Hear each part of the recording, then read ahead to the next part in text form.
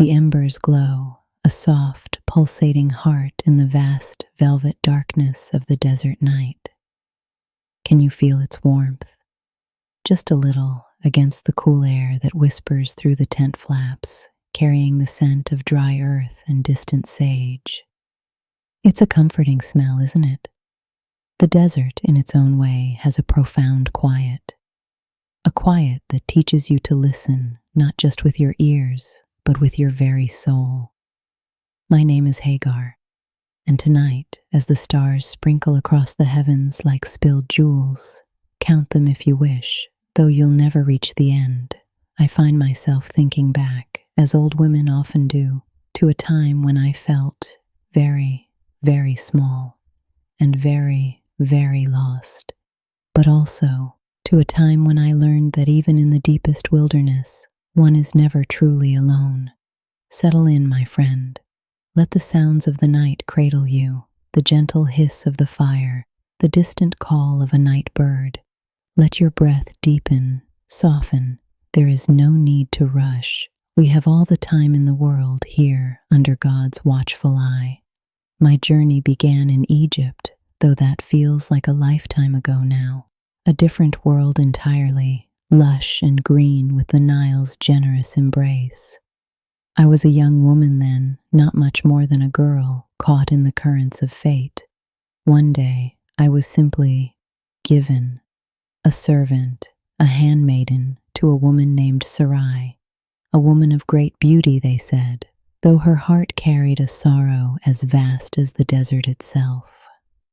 The transition was jarring, of course. From the familiar scent of papyrus and the rich, dark soil of the Nile Delta to the endless stretches of sand, the shimmering heat, the nomadic life. Our camp was a collection of tents, pitched and pulled down with a rhythm that became as natural as breathing. The bleating of the sheep, the lowing of the cattle, the constant murmur of voices from Abram's household. It was a symphony of a life I slowly came to understand. Sarai was particular. She had a way of looking at you that could either melt you with warmth or freeze you solid, depending on the day. Mostly, she was kind in her way, but always, always, there was an undercurrent of something unfulfilled, a yearning. It was known throughout the camp, whispered in hushed tones around the cooking fires, that Sarai, for all her grace and status, had borne Abram no children. Imagine, if you will, the weight of that. In our time, a woman's worth was often measured by the quiver full of arrows she could give her husband, and Sarai's quiver remained empty. Year after year, the moon waxed and waned, the seasons turned, and still the patter of little feet was heard only from the tents of others. Abram, a man favored by God, promised countless descendants, yet his own tent remained quiet save for the voices of adults. It was a paradox that gnawed at them, at her especially. I remember the way she would sometimes sit, her hands idle in her lap, watching the children of other servants play. A wistful look in her eyes, a silent prayer perhaps, for what she could not have. I, Hagar, an Egyptian handmaiden, often found myself observing these quiet moments, a silent witness to a sorrow that seemed too large for one woman to carry. It was not my place to comment, of course, but a part of me, a young girl's heart, felt a pang of something, pity, perhaps, or simply the shared understanding of a woman's longing. Life in the camp had its rhythm. The rising sun, painting the eastern sky in hues of rose and gold, would signal the start of another day. The smell of wood smoke would begin to curl from the cooking fires, mingling with the aroma of freshly baked bread. My days were filled with tasks, grinding grain, fetching water from the nearest well, often a long, dusty walk, the heavy amphora balanced on my head, my steps careful and measured, the weight of the water, a familiar pressure, the feel of the sun on my skin growing warmer with each passing hour. Then, one day, the quiet tension in Sarai's tent shifted. I was attending to her, perhaps braiding her hair or sorting her finely woven linens, when she began to speak, her voice low and tight. She spoke of the years, the emptiness, the promise God had made to Abram, a promise that seemed to mock her barrenness. She spoke of her desperation, her resolve. And then she looked at me, not with pity nor disdain, but with a strange, almost fierce light in her eyes. "Behold now," she said, and her voice, though soft, held the weight of a decree. "The Lord has prevented me from bearing children. Go into my servant. Perhaps I can build a family through her." My hands paused in their task. The air in the tent seemed to thicken, to become heavy with unspoken consequence. Me? Hagar? This was unheard of, yet not entirely without precedent in our customs. A servant, a proxy, to bear children for the mistress of the house. It was a desperate measure, born of a desperate hope. I remember the swirl of thoughts in my mind. Confusion, certainly. A sudden, unexpected elevation of my status, or rather, my purpose. Fear, yes, a trembling unease at stepping into such a delicate, loaded role. And perhaps a tiny, almost imperceptible flicker of importance, of being chosen, even for this. A curious mixture, wouldn't you agree? Like mixing desert sand with river water. Abram, when Sarai presented her idea to him, listened. He was a man of great faith, yes, but also a man who loved his wife deeply. And he too yearned for the fulfillment of God's promise, for the son who would carry his name. He agreed. He went into Hagar. The quiet intimacy of that moment, conducted in the hushed privacy of the tent, felt less like a union of passion and more like a sacred yet heavy duty. The air was still, heavy with expectation. My own heart beat a strange rhythm, a mix of apprehension and a kind of solemn acceptance. It was a moment that changed everything for all of us.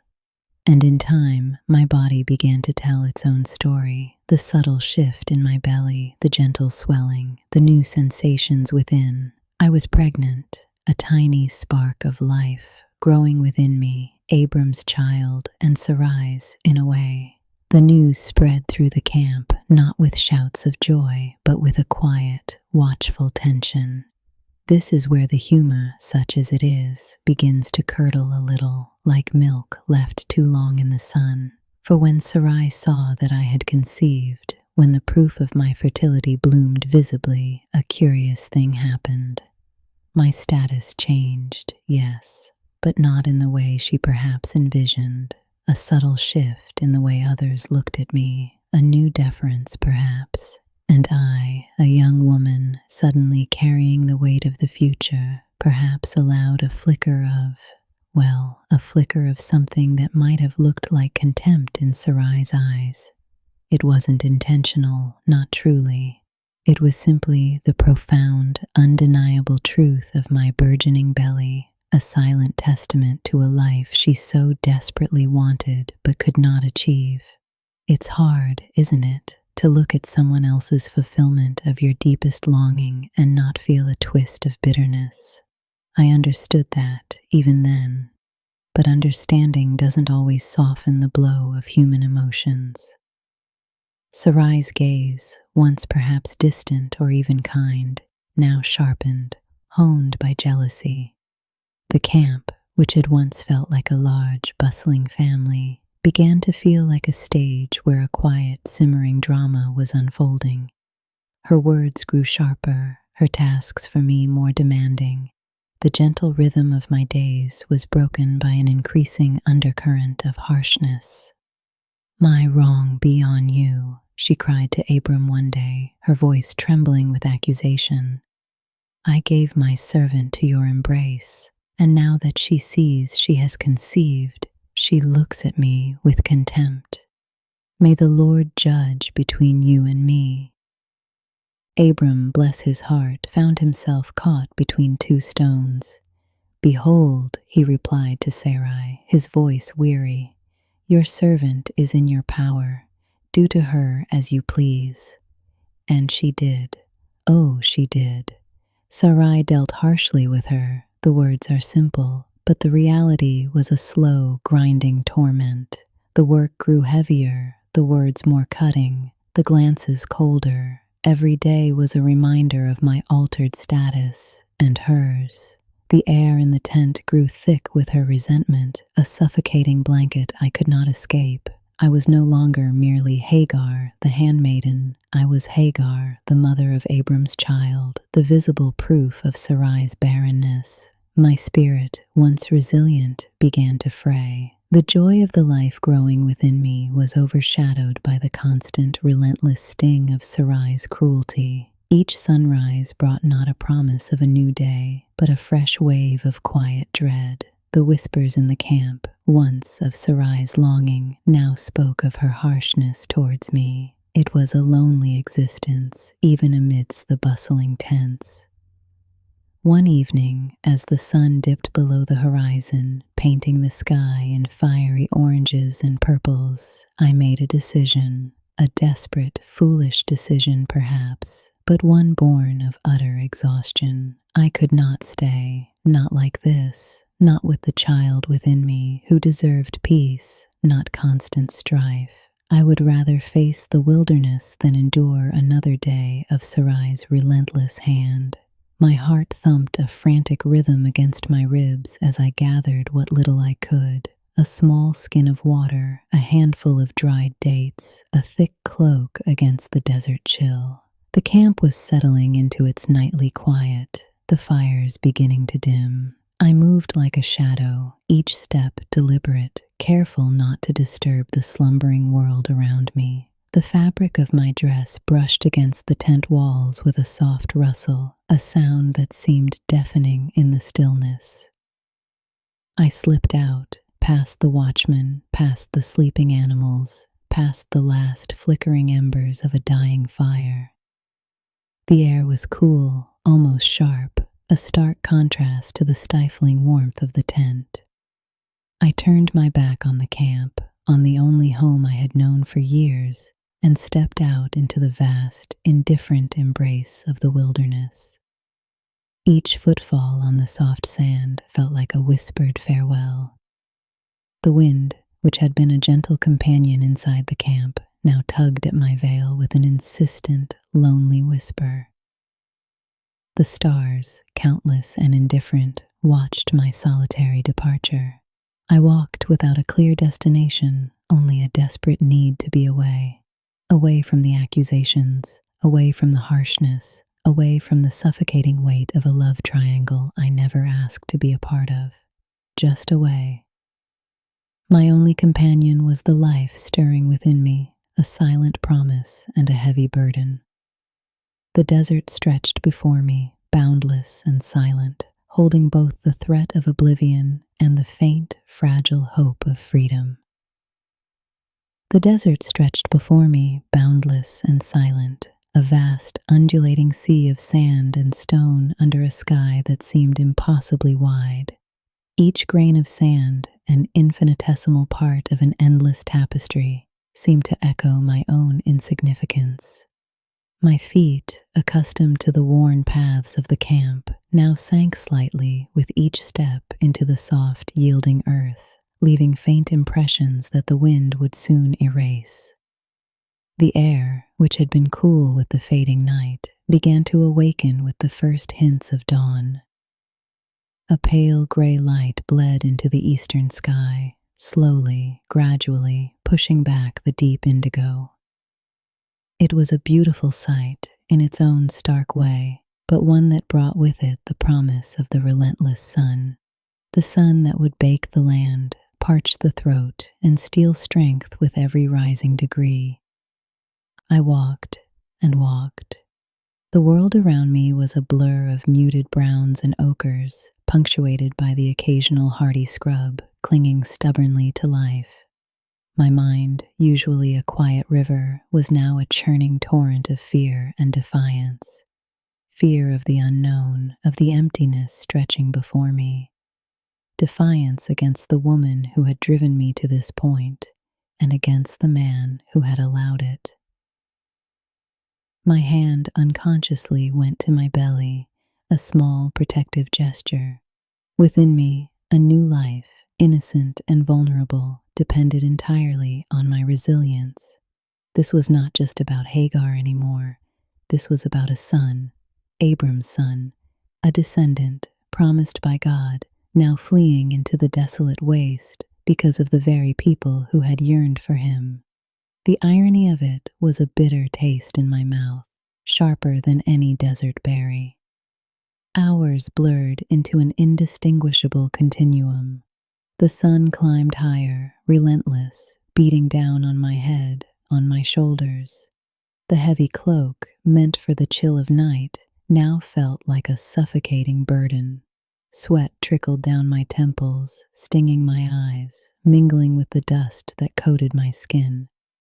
My throat began to ache, a persistent, insistent demand for water. The small skin I carried felt woefully inadequate against the vastness of my need. Each step became an effort. The sand, once soft, now felt like a burning griddle under my sandals. The emptiness of the desert was not merely a physical state. It began to seep into my very being, an emotional desolation that mirrored the landscape. Was this to be my end? To wander until I collapsed, leaving behind only bones for the scavengers and a name forgotten in the wind? I thought of Sarai, of her cutting words, her unforgiving gaze. Did she even care where I went? Would she feel a pang of remorse, or merely a sense of relief that the troublesome Egyptian was gone? And Abram, gentle, faithful Abram, who had simply shrugged and said, "Do to her as you please." It was not a judgment, perhaps, but a surrender of me and of the child within me to the whims of another woman's jealousy. It stung, that indifference. It hurt more than the sun, more than the thirst. The sun began its slow descent, painting the western sky in fiery oranges and deep purples, a fleeting masterpiece before the curtain of night. The temperature dropped quickly, the desert's dramatic swing from inferno to ice. I huddled beneath my cloak, shivering, the cold biting through the thin fabric. My body ached, my head throbbed, and a profound weariness settled over me, bone deep and soul deep. There was no sound but the whisper of the wind, carrying distant, unknown sounds that set my teeth on edge. No comforting bleating of sheep, no murmur of human voices, just the vast, terrifying silence. And within that silence, my own desperate, silent prayers began to form. Not eloquent pleas, but raw, guttural cries for what? For help, for release, for a sign that I was not utterly forsaken. I stumbled, more than walked, through the following day. My water skin was almost empty, the few dates long gone. My lips were cracked, my tongue thick. The world began to swim, the horizon shimmering with false promises of water, teasing my desperate eyes. I felt the baby stir within me, a gentle flutter, a reminder of the precious cargo I carried, a tiny flicker of hope that kept me pushing forward, one agonizing step after another. I was doing this for him. I had to. It was sometime during this haze of exhaustion and despair, when I felt truly at the end of my strength, that I saw it. A glint, a shimmering, not a mirage, but the unmistakable sparkle of water. My heart gave a tremendous lurch, a painful beat of pure, unadulterated hope. I pushed my weary legs, summoning a strength I didn't know I possessed, towards the oasis. It was a spring, a small, life-giving pool of water nestled amidst a few date palms, a green jewel in the barren expanse. The sight of it was like a balm to my soul. I fell to my knees, not caring about the dust, and plunged my face into the cool, clear water, drinking deeply, slowly, letting the life-giving liquid soothe my parched throat. It was the most exquisite taste I had ever known. I rested there, under the shade of a palm, letting the water revive me. The cool air rising from the spring was a blessing. For a fleeting moment, I felt a fragile sense of peace. Perhaps, I thought, I could make a life here, just me and my son, away from the complicated, painful drama of Abram's household. And it was then, in that moment of fragile respite, that I saw him. Or rather, I felt him before I saw him. A presence, not threatening, but undeniably powerful. My eyes, which had been half closed in weary contentment, opened slowly. Standing before me, yet seeming to emerge from the very air itself, was a figure. Not a man, not entirely. There was a light about him, a stillness, an authority that transcended anything I had ever witnessed. It was not a physical light, but an inner glow that radiated peace and power. My breath caught in my throat. My heart, which had just begun to calm, now thrummed like a frightened bird. He spoke, and his voice was not the whisper of the wind, nor the rustle of the palms, but a sound that resonated deep within my bones.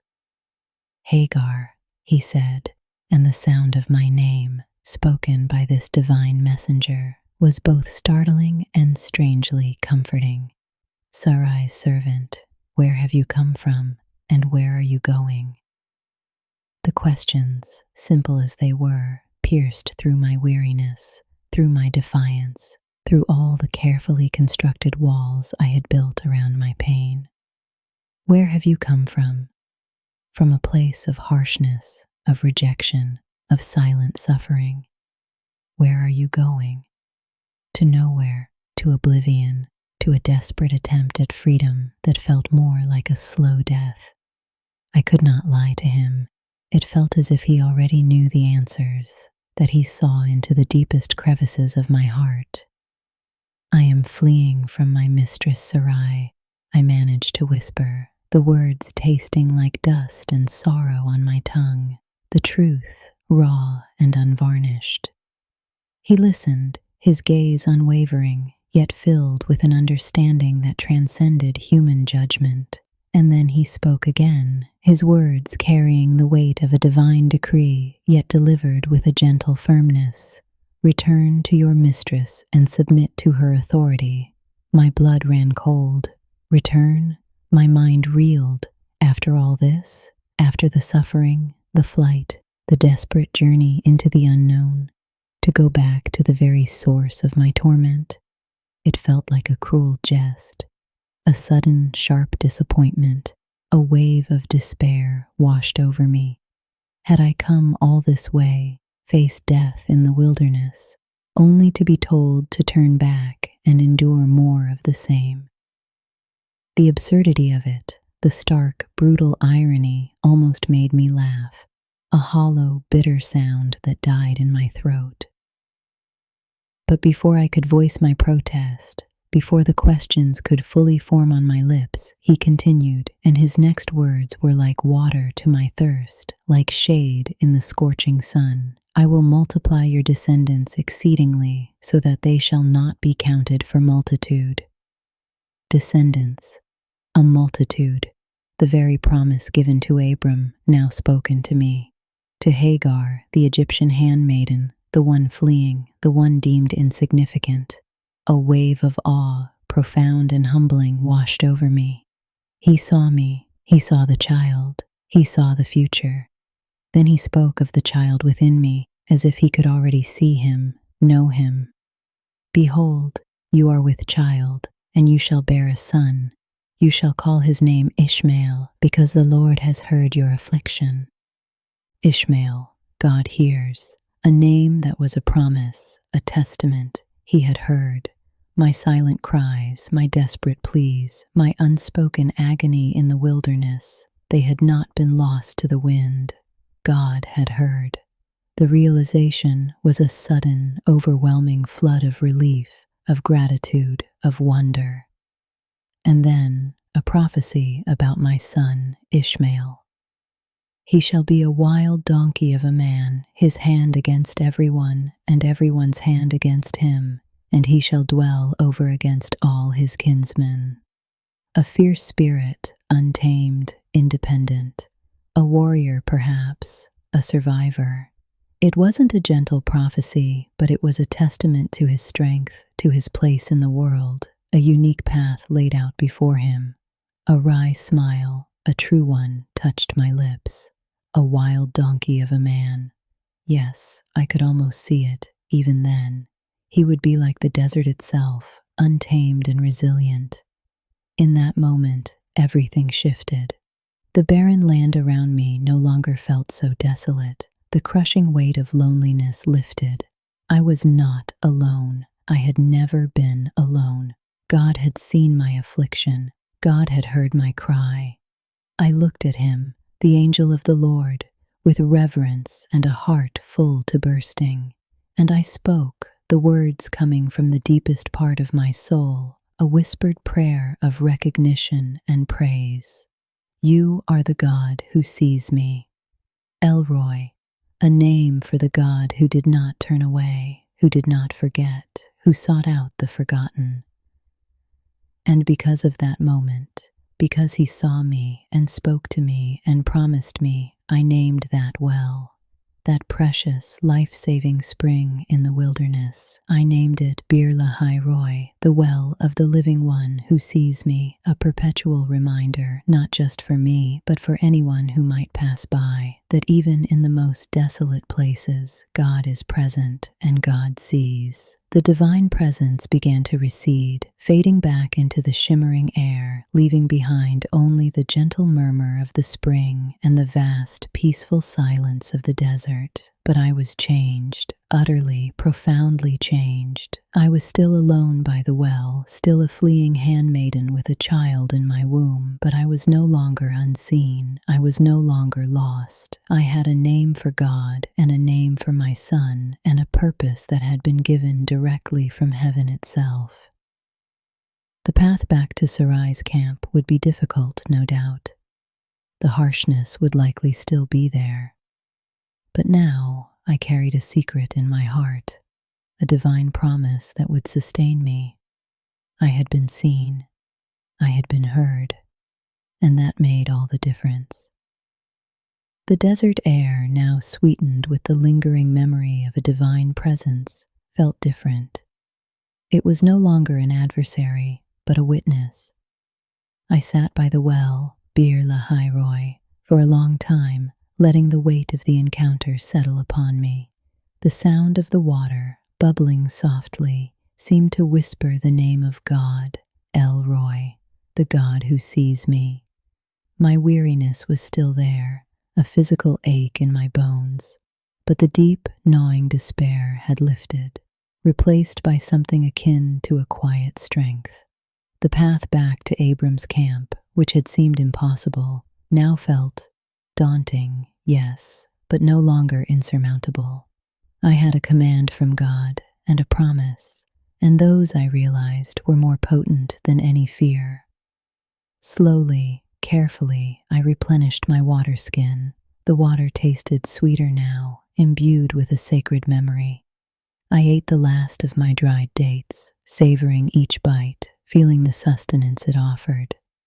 My baby stirred within me, a gentle reminder of the precious life I carried, the life God had already named.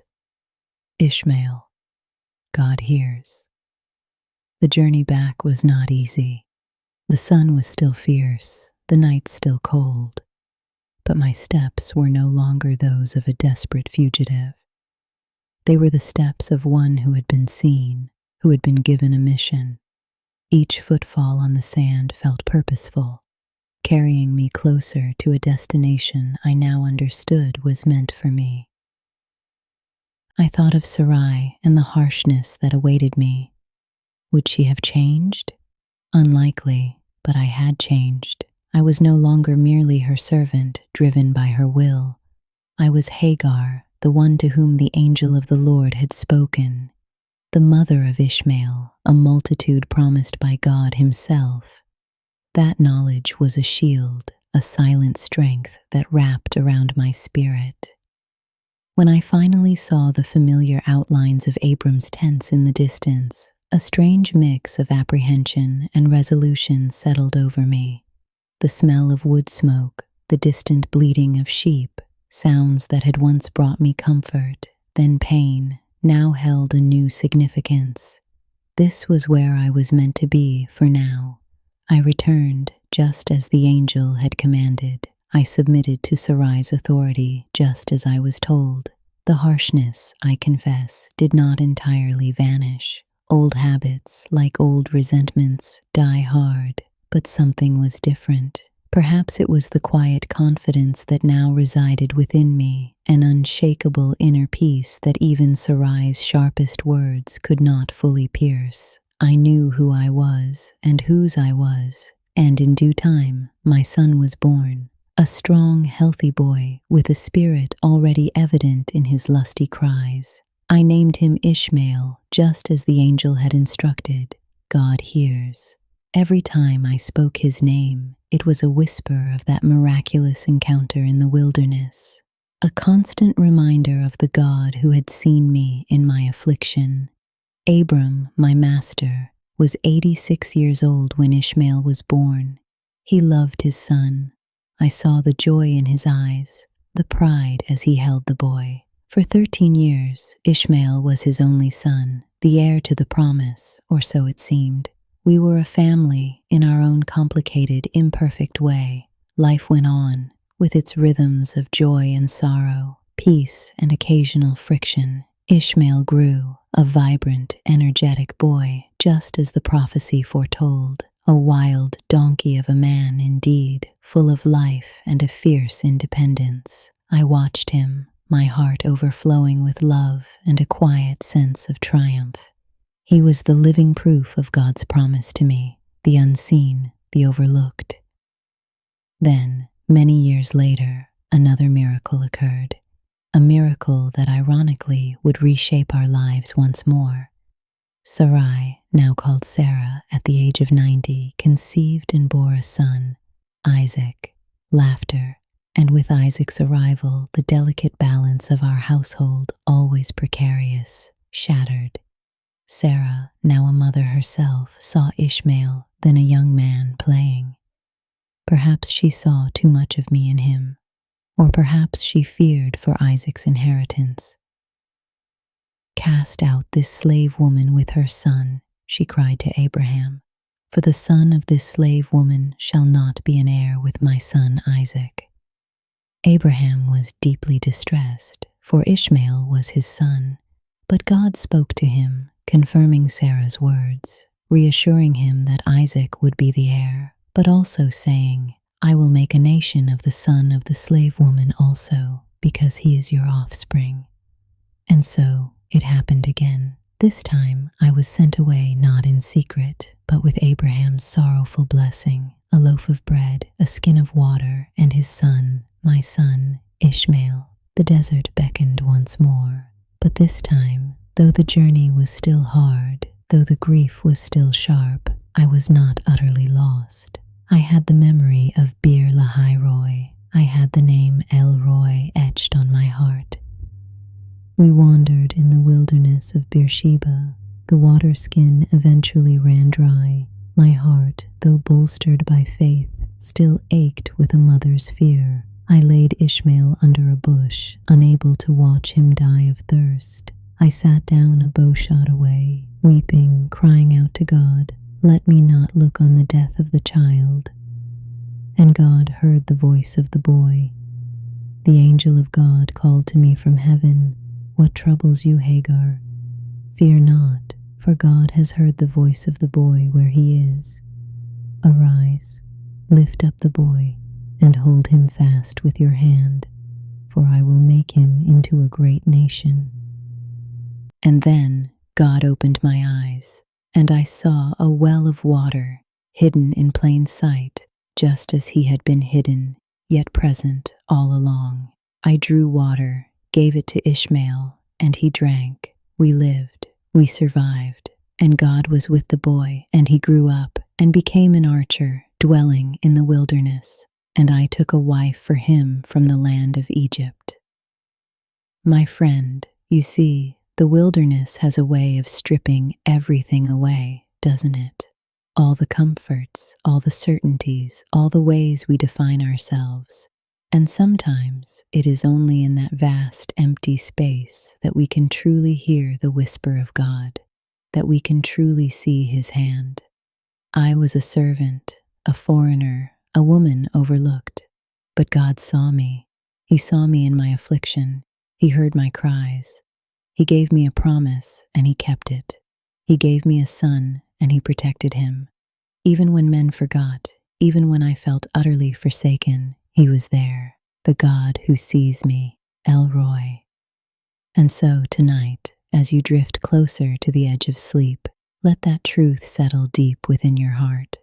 Whatever wilderness you find yourself in, whatever fears whisper in the dark, whatever sorrows weigh heavy on your soul, know this: you are not unseen, you are not unheard. The God of the wilderness, the God of the quiet places, the God of the unseen, he sees you, he knows your name, he hears your every breath, your every unspoken prayer. May the presence of El Roy, the God who sees you, wrap around you like this soft desert night. May his peace settle upon your heart, stilling every anxious thought. May his love be a gentle current, carrying you into the deepest, most restful sleep. And as you sleep, may you dream of wells of living water, of promises whispered on the wind, and of the unwavering gaze of the one who holds you always in his sight. Sleep now, my dear friend. Sleep. You are seen. You are loved.